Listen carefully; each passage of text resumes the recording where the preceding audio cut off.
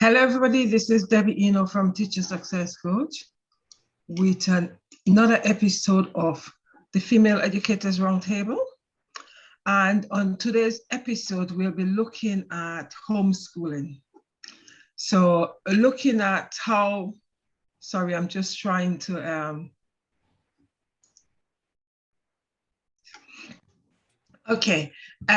just looking at the importance of homeschooling and the power of homeschooling, right? Because before COVID, a lot of us did not know what homeschooling was all about.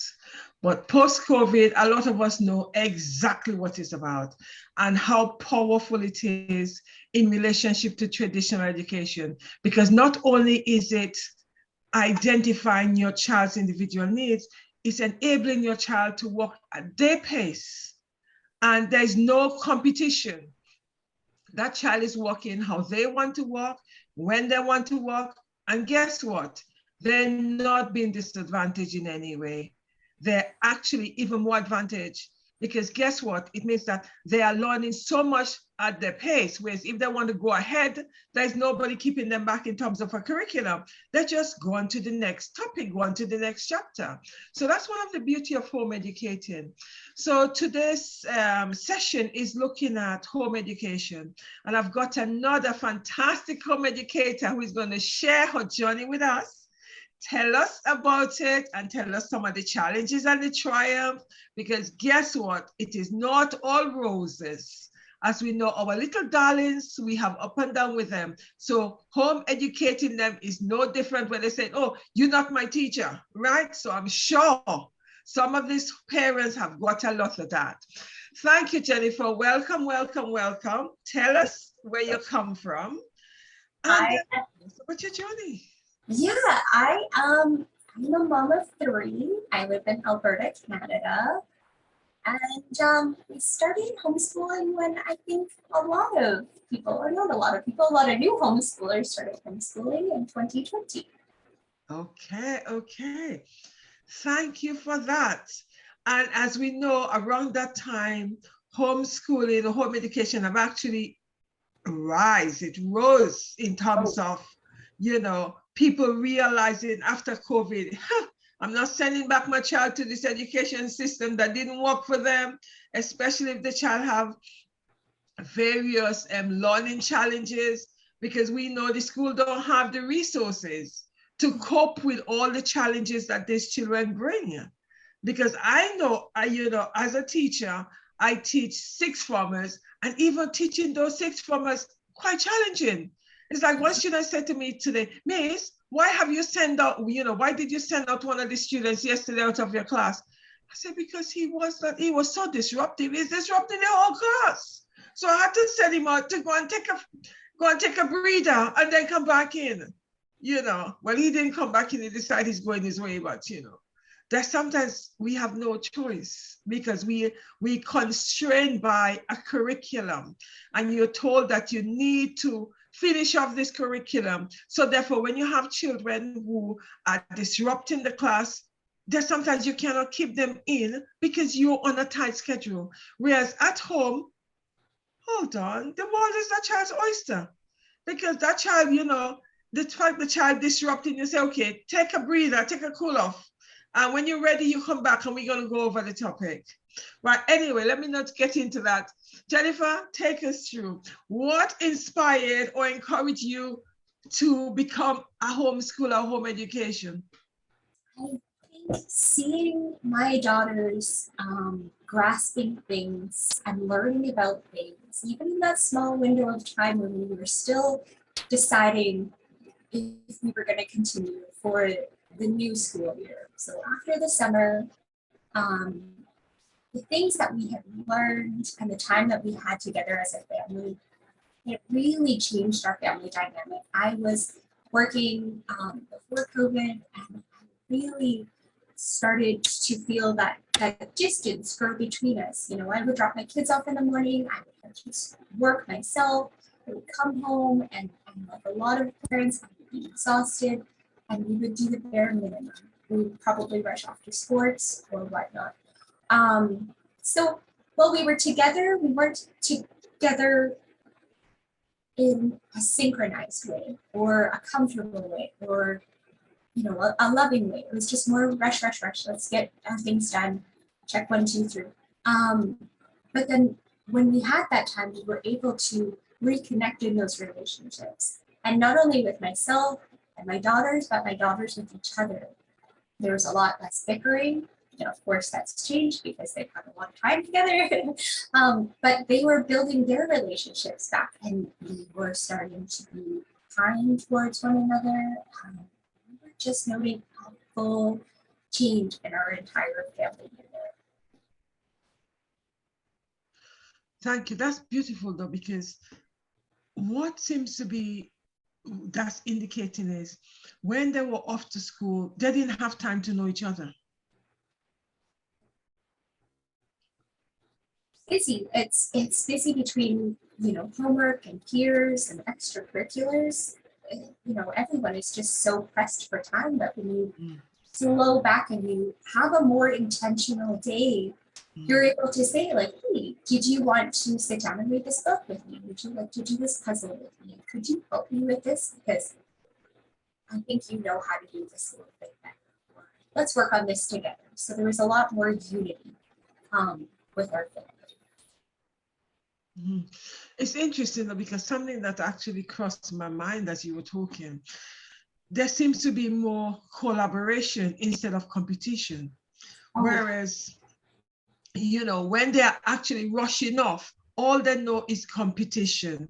But the fact that they know, as a unit and together, they know, okay, let's collaborate in doing some things. So it's interesting because as you were talking, that's what really came to mind. Because, it's like, as you said, one of them will say, okay, then let's do this puzzle with me because you know how to do it much more than I do. And there was no competition, there's a collaboration, whereas the school encourages competition. I personally don't feel it's right because I say to my students that you are all unique. So therefore, I do not see the need to compete with each other. You should be, supporting what the other person is bringing to the table because everybody have unique skills. And I do feel what the competition does is make children feel that they're not good enough.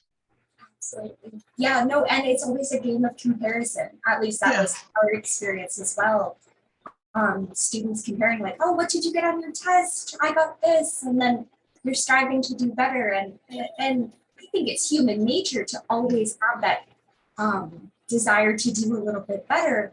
But it becomes a little tricky when you're in that environment with 30 plus students to kind of navigate that in a healthy area rather than the unhealthy that we see a lot of.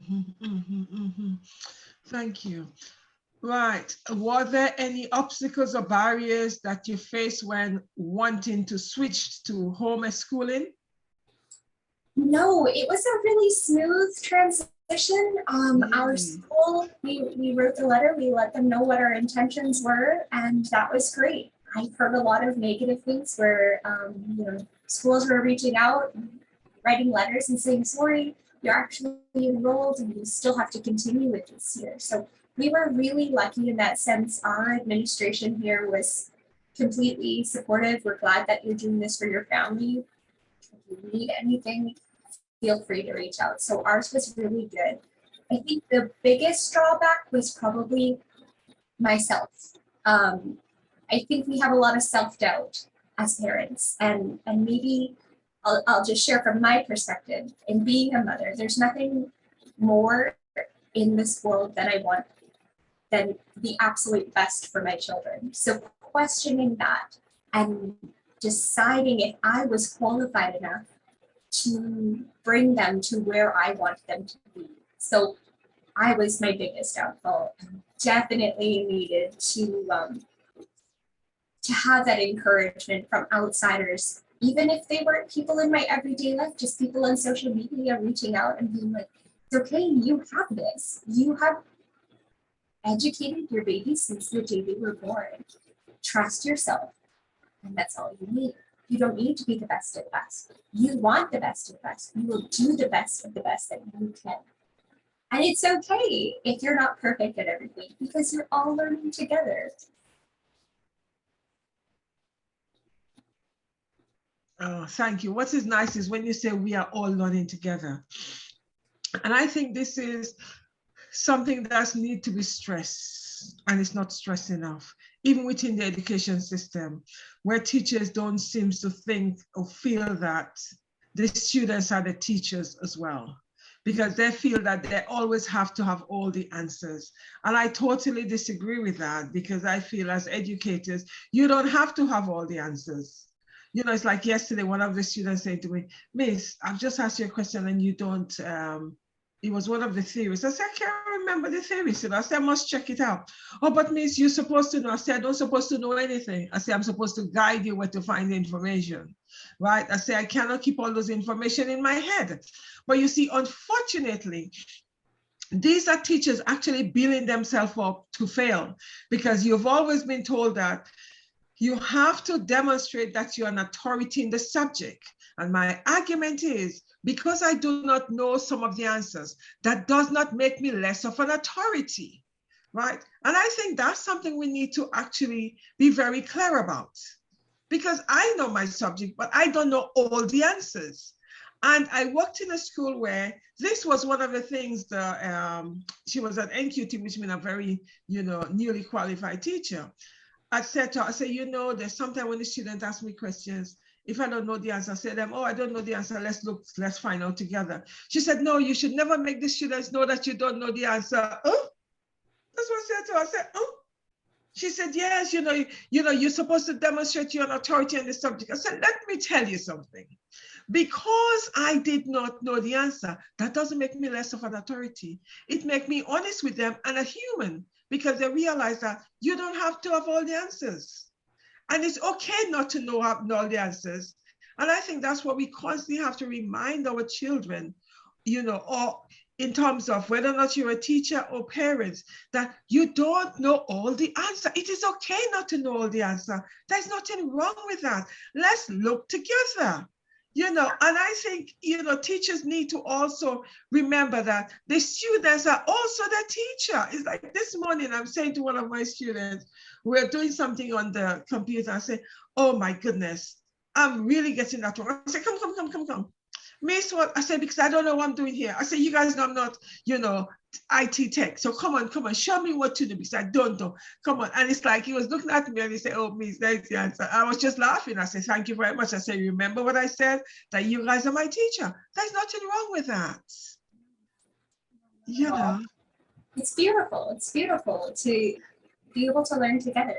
Yeah. And to learn how to learn together and individually. So I don't think there's anything wrong with exactly. Because I don't know the answers to everything, but I can teach you where you can find these answers. Exactly. And I think that's good. It's like, I could teach you where to find the answer, or let's look it up together. Or you look it up and tomorrow you come with the answer and I'll tell you what I get and we discuss it further. I think that is such a healthy something, because making the children feel that it is okay not to know. It's just really, it's just, and teachers don't seem to realize that when they give the impression that they know all the answers, they're setting themselves up to fail, because it becomes an expectation.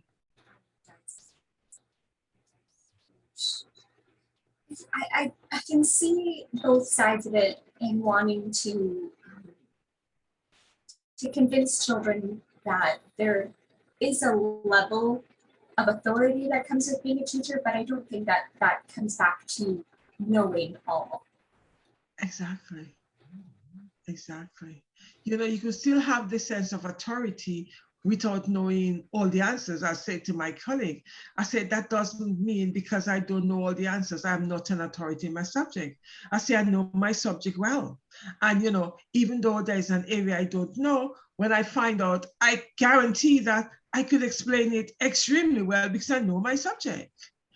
So that doesn't make you less of an authority if you don't know a few answers. And I think this is something that is constantly expected of teachers, that they have to have all the answers. And I think it's very wrong. Thank you for that. How do you know that you are a good enough teacher for your child? Oh, goodness, oh, I think the way that you know that you are a good enough teacher for your child is when you have a happy child. If you have a child at the end of the day who dreads learning something or is just upset when you get to a certain area, then I think that needs to be a moment where you look in the mirror a little bit and see what areas you can improve on. So I mean this from the bottom of my heart. I don't think that kids need to be happy at all moments of the day, all day. But if this is a constant reoccurring thing, then I think we need to address something. And being a homeschooler, that would be me. I would look at, there's something with me right now. So as long as you have happy kids, I think you're doing the best you can. You're the best teacher for them in that moment. Oh, I totally agree with you there, because as you rightly say, you feel it in your gut that, you know, that child have understood what you explained to them, because it's not a conversation that stops. It becomes that ongoing conversation, which I feel that is enough indication. Thank you. What are the benefits of homeschooling over mainstream education or traditional education? Relationships. First and foremost, I think we really learned so much in our relationships, from our relationships with our children, our relationships with our spouse, our neighbors, all of that. That's the forefront of importance right now, and I'm really seeing that in my girls. So that would be my time. Thank you. Do you feel that home education / homeschooling equipped your children with the skills necessary to navigate the real world? Oh, absolutely. Oh gosh, she was sharing this with a friend the other day, actually. It prepares them in so many different ways, and I think society has pulled away from recognizing that education means more than memorizing things from books and all that sort of thing. It's one of the common misconceptions of homeschoolers is that they are unsocialized, but my children every day are socializing with our mailman, with the grocery store clerk, with the librarians, with people on their lawns.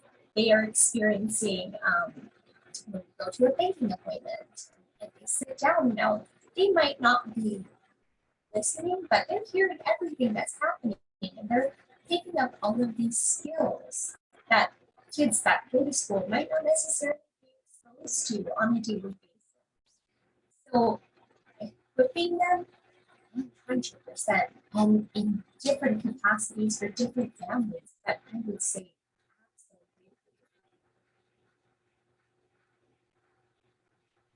Jennifer, I keep on losing your volume. I keep on losing it. I'm just seeing your mouth moving. I'm not hearing you now. Hear me now? I'm hearing you a bit better now, yes. Okay. Because I'm seeing your mouth moving, but I'm not hearing you. Oh no. Did you get any of that then? Yes, I did, but it's like, it was, you know, in and out, in and out. Oh gosh, I'm sorry. Yes. You were sharing about your student teaching you about the IT. That's what I got my daughter to do. And she's not here, so. Okay, so she's the IT expert. Is. She's learning all of that and can teach me more than I care to know some days. Yeah. That's, you see, that's the beauty, because, you know, it's like they have full autonomy to to learn as much as and as little as. Whereas in school, there's a capping as to how much they are going to be learning at any one time, at any time in the day. Whereas homeschool gives them that opportunity to expand as long and as far as they want to. Oh, very nice. All of the rabbit holes. We go down all of the rabbit holes. My daughter, my youngest, she actually loves studying the periodic table of elements. She's 9, and that is well beyond my capacity. But we sit down and we read all about the periodic table and all of the elements, and she's just amazing. Is that something that she picked up from school? Well, she was only there a year, but I mean, she knows where to go. She knows where to find the information. She knows we can go to the library and pick up all of the books about the periodic table and the elements, and she absorbs it. So going down those rabbit holes, just, you need to follow them. And then unfortunately, they don't have that opportunity in schools to find those interests and to allow children to explore their interests.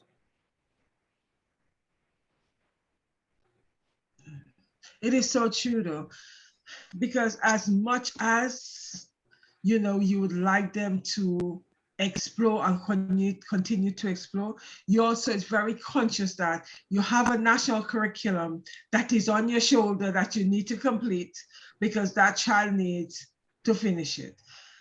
For example, the students start exams on I think it's the 14th of May or some crazy time like this. And it's like, that you need to start revision with them. And one group of students, we have not finished the contents. And I'm thinking, oh my goodness, it's like the panic that you haven't finished the contents because they need to have understood the content before they get the exam. But for whatever reason, we haven't finished. And I'm thinking, okay, how am I going to navigate that? So you see, this national curriculum is on your shoulder. You cannot breathe easily because you have that deadline.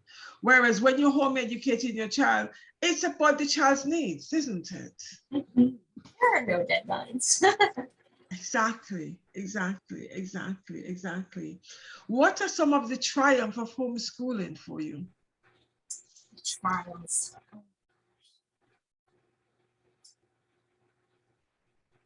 Self-doubt.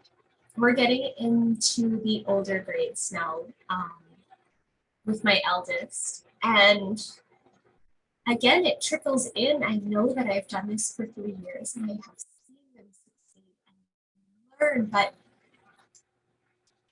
am I qualified to continue going? Myself, I was always really mediocre when it came to my grades. And when I got to these older levels, I found my own interest. I was more a drama student and an art student, and I didn't really focus on biology or math. I loved reading, but I hated writing. So these things, I know they're important building blocks for her to be getting at this age. I'm just wondering if I'm qualified enough to continue on the journey. So I'm sure we will, but that little bit of self-doubt just gets you sometimes. It really makes you question yourself. That would be our biggest trial, yeah. Yeah. Thank you. But what's the most exciting thing? Our adventures. Oh, okay. Yes, we explore. We're big explorers. We explore everywhere that we possibly can, whether that is just a new area, a new park. Maybe we go into the city. We're about 15 minutes outside of a major city here, so we might explore a different area there or check out a new museum. But getting a hands-on experience in those adventures really brings things to life. Like when we were studying Van Gogh's artwork, it's one thing to see the pictures in a book, but to go to the art museum and to look at that, it brings it to life and you can really get the feeling of the artist. Or when we go to our science center and we learn about the aurora borealis. And then we come home and we stay up late and we watch the aurora borealis. It's amazing, all of those adventures. That's the most exciting thing, to see them living it every day that we can. Wow, so it actually comes alive. It does. Yeah, it comes alive. Take us through a typical day in relationship to your homeschool, because you have 3 children, so which means they're different pace, different, everybody's doing things different, differently, etc. But just try to take us through, a day in your life of homeschooling. Okay, it's pretty consistent. I'm a very schedule pusher, and I know a lot of homeschoolers would disagree with that, but this is just purely my personality type. So typically in a day, I wake up at about 6 to 6:30, and I let myself wake up and get prepared for the day. So I might read for a little bit, or just enjoy a hot cup of coffee. Even though my children are a little bit older and not in their toddler ages, it's hard to have a hot cup of coffee because you're jumping around from kid to kid. And then my children get up around 8:39. We don't have a set get up time, and get breakfast, and then we start our lessons by 9 at the latest. And we're pretty early in the homeschooling world, because a lot of these people that I talk to have afternoon homeschoolers, which I'm completely envious of, but we all have our own schedules. And then we get on with our lessons. So typically I don't like to do more than 4 lessons a day, just because it eats up a lot of the day where we can be outside playing or exploring or doing something else. And I feel like their attention at these ages is it's about half an hour. And then you can still push them through it, but I find they retain a lot in that half hour, and anything beyond is kind of fluff. And so we are typically done by about 11, and then we play or read books and do crafts for the rest of the day. And yeah, it's a pretty relaxed schedule. Okay, so 9 to 11:30 is structure. After that, you go to the museum, you go to the park, you go to the cinema. Okay. Oh yeah. Okay. And not every day, sometimes we'll do some handicrafts, we'll do some embroidery, we'll clean the house, they'll maybe read a book. Some days are mundane, we just might want to pop on a movie. So just all depending on how that day is, really. So the children determine what they want to study on those particular days. We have a schedule. We follow the Ambleside schedule. So they have it set out to what subjects they would like to cover during those days of the week. So my oldest daughter, she likes to get the hard things out of the way, science and history in the beginning of the week, and then literature, poetry at the end. It's nice to end on a really relaxed note. Okay. So they all follow their own program, their own subjects they want to study. Yes, yeah. Okay. That's one of the things that was really important to me. I wanted them to be independent learners. I want them to learn. So absolutely, I'm always in the room with them. If they have questions, just Mom, I need your help. I understand. I need help. But for the most part, they're pretty self-sufficient. We do a lot of discussion about what they're reading, topics they're covering, but they're pretty self-sufficient. Even my youngest, who's 9, so she is quite funny because I didn't realize what an avid reader she was. And I started after Christmas, I would pre-read her information just to make sure, like, she's going through this pretty quickly. So I'm going to try to catch her in a fit.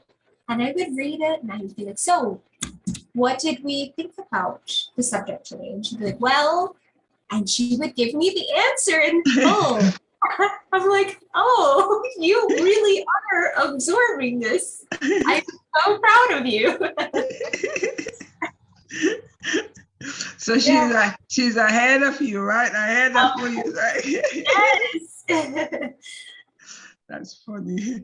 Whereas in the school, she would not have that opportunity. She would be kept in this box that she wants to get out of, and she can't because she's told that, oh yes, well, she's going to be drip fed, and we're covering this, and when we finish, we're going to be going on, etc. So the fact that she's been homeschooled, home educated, she has the autonomy to do what she wants. She's got the whole reign to do what she wants to do. She has everything at her fingertips. Yeah. At her pace, which is apparently much faster than mine. Yeah, which is beautiful. The fact that your children started off in the traditional school, and you've actually, COVID actually forced them out, etc. What can you see in terms of a disadvantage of they going into the, they were in the traditional school, or an advantage? What is it? I think they have an advantage because I think as children get older, they become more curious. So a lot of homeschool children, I've heard this from numerous homeschool families, their kids, they just want to experience it, school. They want to see what all the hype is about. Like, what am I missing out on? Am I missing out on anything? What's this recess you speak of? What are these things? And I think it's just the curiosity that children have. So they want to experience school, but my children have experienced that, and they don't have the desire currently to be curious about that and to see what those things are. They've been there, they've done that. That was great. We closed that book for now. Maybe we'll reopen it, maybe we won't, but they don't have that. So I think that's a tremendous advantage for us. Thank you for that. Thank you. Do you follow? Yeah, you did say you follow a curriculum, don't you? What curriculum do you follow? We use the Ambleside website. It's actually based on Charlotte Mason's philosophy. Okay. So is it, do you use it for all the areas, or you use it for some of the areas? What do you? We use it for all areas in our homeschool except for math. Okay. Yeah, they don't have a maths program, but for everything else, it's deeply literature based. So we don't have any workbooks, worksheets, or anything like that. We read, and then we do a lot of oral presentations. We do a lot of discussions, and getting outside. Oh, right. Yeah. Study. It's deeply grounding yourself with nature and getting outside and learning all you can out in nature. So I'm just completely drawn to that. Okay. So which means that it's very much being in nature and learning through, through the universe, learning out through nature, etc. Oh, that's wonderful. Oh, it is. It is. Okay. Taking science and measuring the tree and determining the height of the tree by the shadow, and just being in nature and observing that. It's beautiful. We love it. Okay. Right. Okay. What tips can you give any parents who decide that they want to home educate their children or child, but isn't confident, and I'm not too sure what to do, how to do, or when to do? First and foremost, trust yourself. We have brought these babies into the world, and we have been teaching them since the day that they came earthside. We have taught them their first words and how to sleep for some, and we have taught them how to walk and not to touch certain things, and they did so well, and they were so loved, and it's in us, it's in all of us, and we forget that. We have done the most learning we can from the time that they're born to the time that we send them to school. So Yeah. why do we think that for some reason we can't get them through the rest of it? Mhm. So just learning to trust yourself. And then next would be to find a good support system, because there are days when it's incredibly hard and you're going to feel defeated and want to throw in the towel. I think that's human nature. Mhm. But if you have a good support system to say, no, Jen or person, you're just having a bad day. Tomorrow will be a better day. Mhm. We need that support to get us through those mental hurdles, as well as the physical ones. You know, sometimes we're just in a gutter and we just need help to pull ourselves out. Mhm. Mhm. Mhm. Mhm. Yeah. Thank you for that. Another thing is, how do one of the things and one of the knock homeschool, home education get is socialization. How does the children socialize? Yes, you've got 3 of them, but they're socializing with each other constantly. So how do they gain their socialization skills? Because this is one thing people say, oh, one of the reasons why I'm not homeschooling, because, the child needs to be socialized, the child needs socialization skills. What would you say to that? Oh, goodness. That is a real hot topic with any homeschool family, I am sure. Really? It is. I think we want to, as a homeschool community, we want everybody to know that's the farthest thing from the truth in most cases. Of course, there are the odd family that don't socialize, and that's okay. But for the most part, we're very social people. But to turn that around, the only socialization that I ever seen happening in schools with my children was forced socialization. You're put in a group or in a room with a bunch of peers that are your age. Do you have anything in common other than your age? Probably not. A lot of them don't have the same interests. So yeah, you're going to talk to people, human nature. We're going to talk to the people on the bus.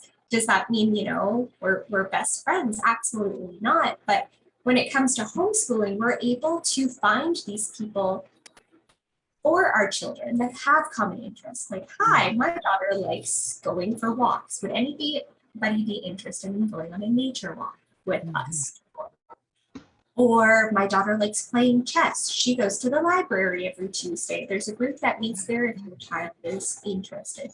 So as for homeschoolers are socialized, I think we are a little bit more socialized as well, because we socialize with all children of all ages, adults included, and we're out there. We're out there in the community. We're meeting everybody and talking to everybody. And it's just not with peers that are the same age. Like I said, it's with everybody. So therefore, you're saying there is no restriction in terms of socialization. They could socialize up, down, it doesn't really matter. Whereas in school, there's 9 out of 10 times they're socializing in their own age peer group. Absolutely. We actually have a group that gets together every Tuesday, and their children as old as 16, I believe, is currently our oldest, to, I think the youngest little guy might be 4. And the older children learn to dote on the little guy, and the little guy learns to play with the older children, and everyone in between. It's a beautiful thing to watch. Because in school, all of these children are separated from one another. They're dealing with the other 16-year-olds. They're dealing with the other 4-year-olds. So it's beautiful. Like, it's amazing to witness. It's beautiful. Just listening to you talk about it, that in terms of that, it's not restricted to a peer group and it's not restricted to an age group. It's across the board. So therefore, would you say that is a good thing, or do you feel that children need to be socializing in the pairs? What are your thoughts on that? I think that you could argue both sides of that, realistically. But I don't think that there's anything wrong with socializing with just people that are not your own age. You know, we to look at children, as Charlotte Mason says, as grown, they're born persons. They have their personalities from the moment they are born. And we need to remember to give that to them and stop trying to put them in the boxes. And to, you know, does that make sense? Yeah, I see that because sadly in the education system, these children are socialized according to their age group.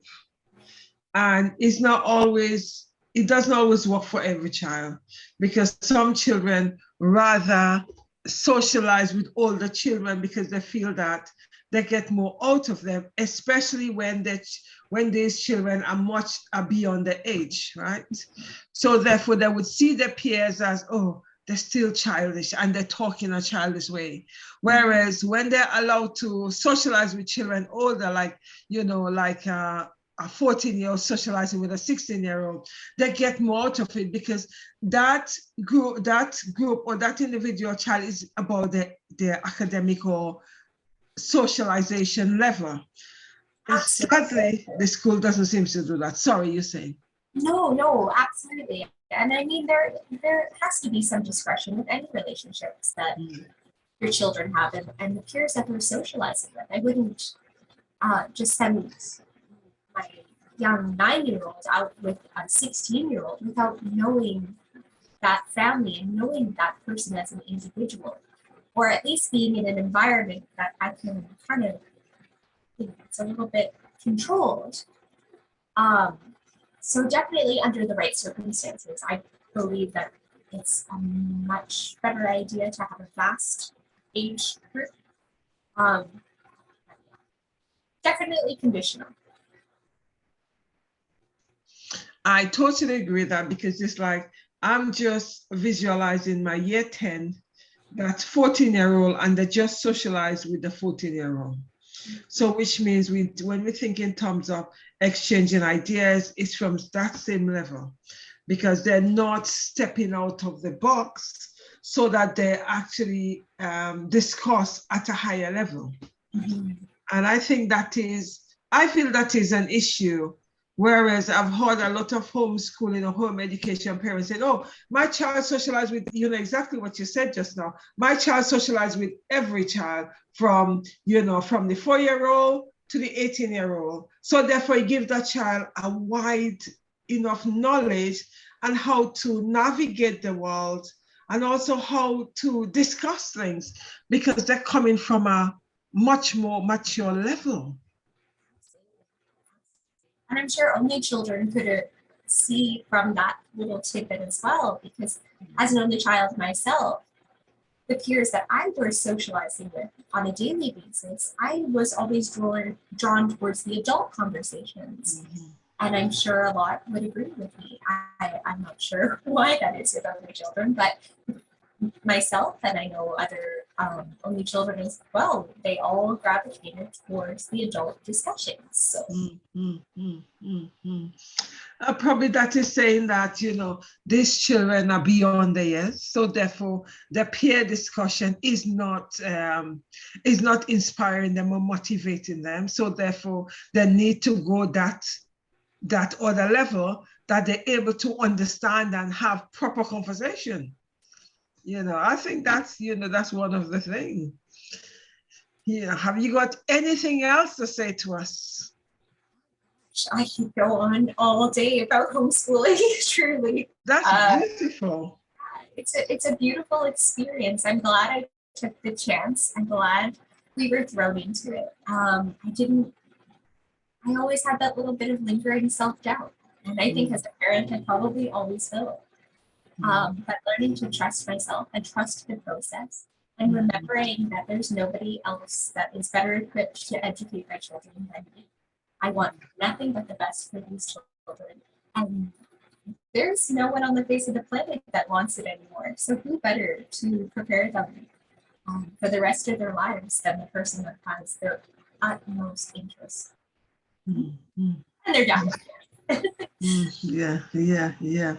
Thank you so very much for that, Jennifer. It's been enlightening. It's been fantastic. And thank you so very much for accepting the offer to come and share your journey with us. Because like everything else, every homeschooler, every parent that is doing homeschooling with a children, they're all different because we all coming from a different place. And we all understand, things differently, and we would teach our children differently. One of the beautiful things is, a question just come to mind.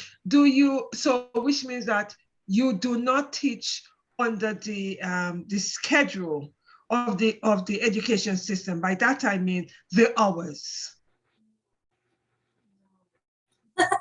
No, we are not.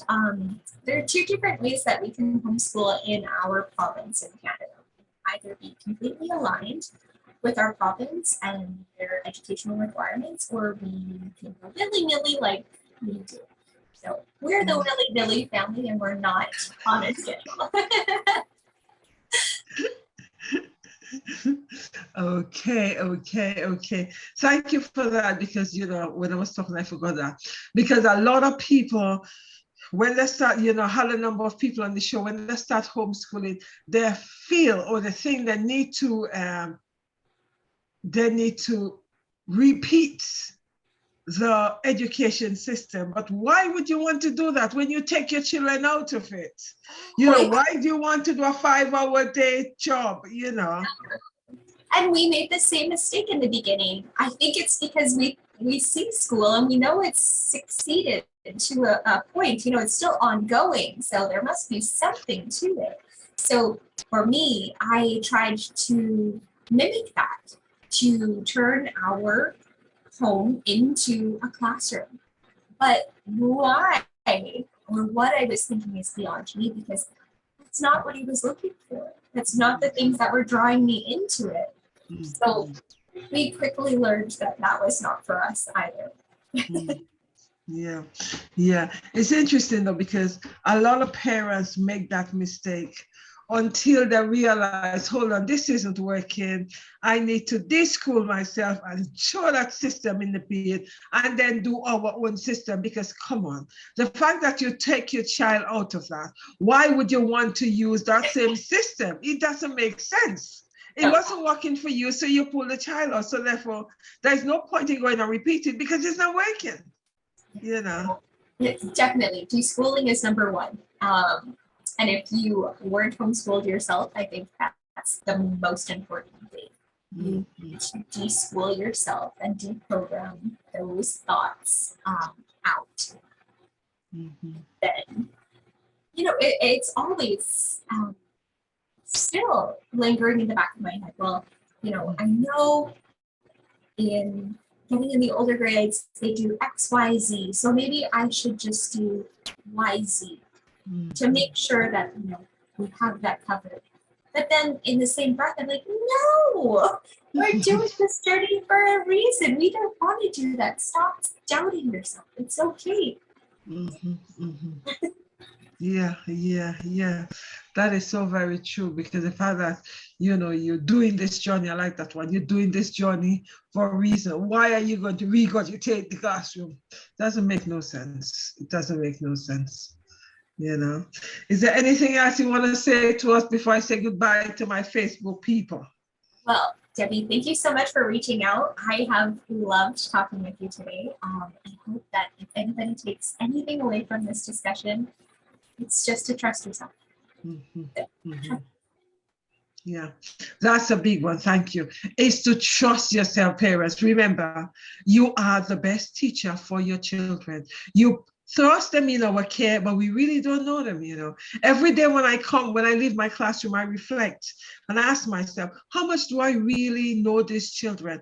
How much am I really qualified enough to teach your children? Because I'm teaching them from an academic perspective.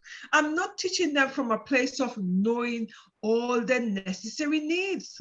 My only concern is the academic, but because I'm a psychology background, I go into the mental health issue to find out what's going on with them on a holistic basis. But most of the teachers out there, their main focus is academic. They're not concerned about anything about your child. Whereas when you are educating your child, you are looking at your whole child. What connect with your child? What make your child upset? Why don't your child want to do this, this piece of work you give them today? Why the child decide they don't want to go to the park? And why the child decide, you know what, I want to stay in bed today? You know your child or your children, we don't. We are just trying to take them through the education system, and that's all we're interested in. The education system, the programming to prepare them for the capitalist society. That's what we do. That's our job, not to teach your child on a holistic basis. So if you want your child to be holistic on a holistic basis, I would suggest you home educate your child. Yes, you can. It doesn't matter whether or not you're working full time. Some people don't, they actually buy in different services for their child. You don't necessarily have to do all of it for yourself. Some parents choose to do it, like Jennifer, they choose to do all of it. And some other parents decide, you know what? I'm going to buy in because I want to work part-time, or I still want to do, work. So therefore, I'm going to buy in some service for my child. It's possible. It's possible. And sometimes we need to take care of that part of the business, supporting our children, because the education system can't do all of it, because the only concern is they want the results, right? Yeah. I know someone is going to attack me for this, but this is real. The education system just want the results. As I'm singing in my students' head all the time, stop being so programmed, because when the school get the result, they don't care about you after, they got what they want. So you need to think about your child and what you want your child to achieve after. We just there for the results, so on the league table we look good, right? So that we are coming up there, because don't forget, education is a marketization. Education is about a market. You guys have to shop around, and what you're actually looking at is which school have the best league table, which school shows high on the league table. So you shop around, but you know how they get that. Anyway, let me leave that. Anyway, people, take care, stay blessed. I'm a teacher. I'm not against the education system. Please don't get it twisted, but I'm just being honest about it. Anyway, people, have a fantastic evening, night, morning where you are, and thank you for listening. Jennifer, thank you so very much for taking your time off to come and share your story with us. It's been fantastic. I'm really grateful for that. And parents out there, carers out there, guardians out there, home educate your child. If you find the education system is not supporting your child's need, there's no point in trying to put a square peg in a round hole. It's not going to fit, right? So support your child. The child needs you. Take care, stay blessed. Bye-bye.